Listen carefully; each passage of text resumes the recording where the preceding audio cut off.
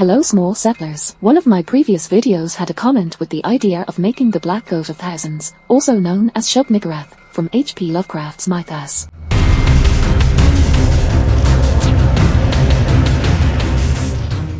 Why not? Let's make a spooky diorama. Probably there are not many of you who have heard about Shub-Niggurath, so while you're watching the process of making it, I will tell you a bit about this creature. First of all, Shub-Niggurath was first mentioned in Lovecraft's short story, The Last Test, 1928, though she became more prominent in his later works, especially in The Whisperer in Darkness, 1930. The deity was further developed by other writers like August Derleth and Ramsey Campbell, who expanded on Lovecraft's original ideas. Shub-Niggurath is rarely described in detail. When depicted, she is often imagined as a massive, amorphous entity, often surrounded by a seething mass of tentacles, mouths, and other appendages. Her form is said to be constantly shifting and producing monstrous offspring. That's why I had a lot of struggles with the shape of the figure, and after searching references, I decided to create it in a huge goat appearance with 6 legs and 6 arms to add a more monstrous effect. She is a deity of fertility and procreation, but in a twisted, abominable sense. Their 1,000 young are her monstrous progeny, which often play roles in the stories of the mythos. Shub-Niggurath is not usually the primary antagonist in the stories but serves as a powerful and malevolent force. She is worshipped by various cults, often involving dark rituals and sacrifices. Well, I guess now you understand why I chose this scene for the diorama. The story is that a group of cultists gathered in the woods to perform sacrifices to summon another creature, but they mixed up the spell, and Shub-Niggurath appeared. After that, no one saw them again, and no one knows what happened there.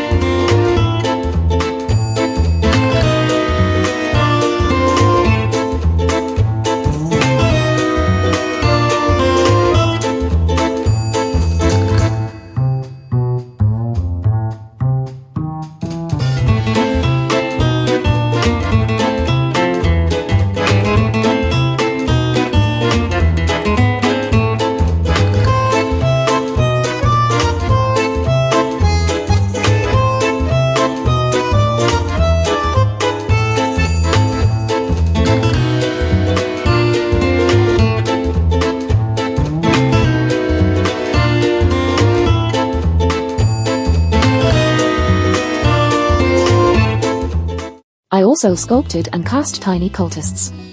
To be honest, it's the tiniest thing I've ever sculpted by hand.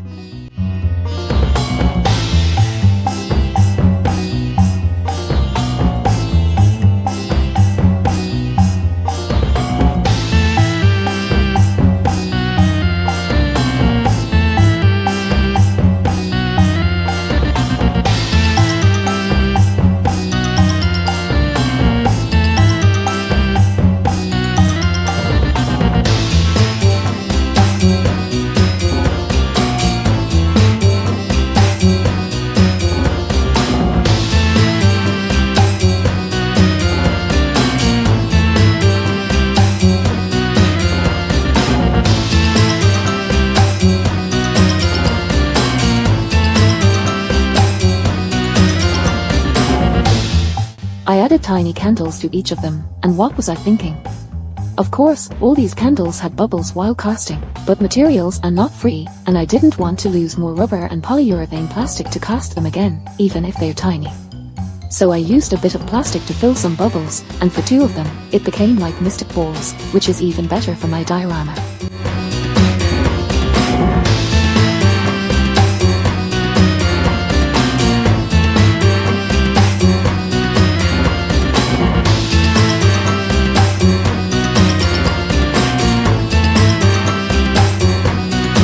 I painted them with fluorescent blue paint, and now they shine in the dark.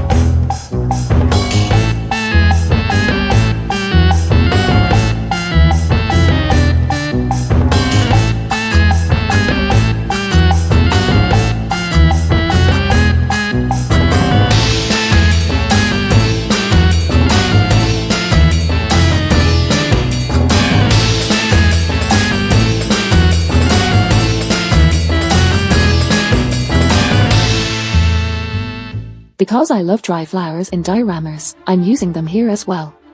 I think nothing can be better than nature with its textures and colors. All the plants were already dry when I picked them, so no harm was done to the plants in the wood. In my first diorama with Emily on this channel, I did the same. Check it out if you haven't seen it yet. I used hot glue to attach all the branches and dry leaves.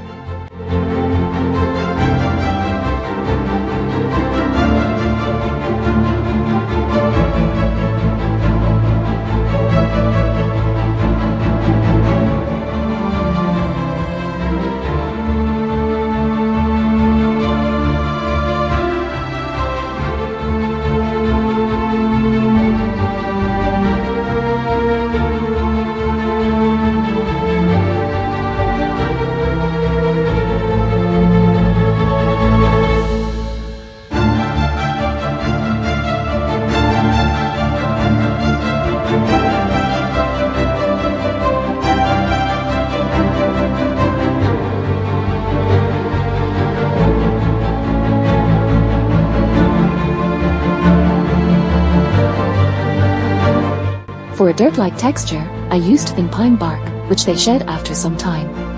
Well, it doesn't look exactly like dirt because dirt in the woods is a mix of leaves, sand, and tree bark.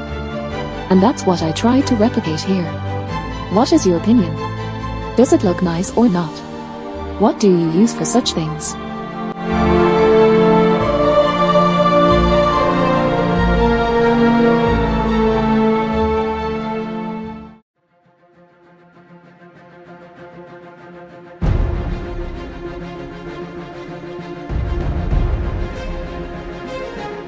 And when all the parts of the diorama are assembled, here is the result of what it looks like in the end. I want to thank the person who gave me that idea. I really enjoyed the process of making it, even if it wasn't the easiest. Probably your vision differs from mine. It would be nice to see your work or your vision in the comments. Also, your ideas are always welcome on this channel.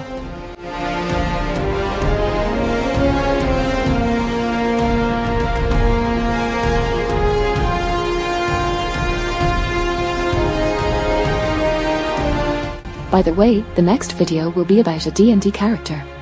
I bet you know him. Thanks for watching.